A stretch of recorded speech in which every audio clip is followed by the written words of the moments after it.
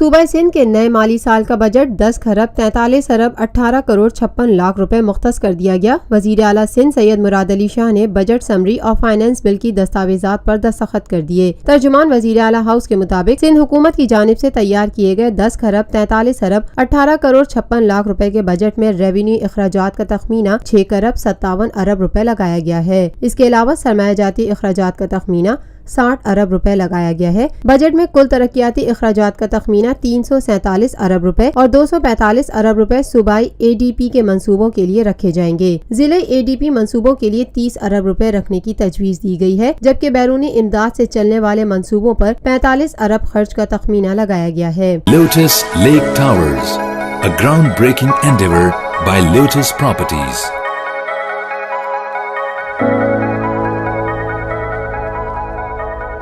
ملکی، بین الاقوامی، سماجی، سیاسی، تجارتی، ثقافتی، تفریحی، معلوماتی اور کھیلوں سے جڑی ہر چھوٹی بڑی خبر کا مرکز TNN TV۔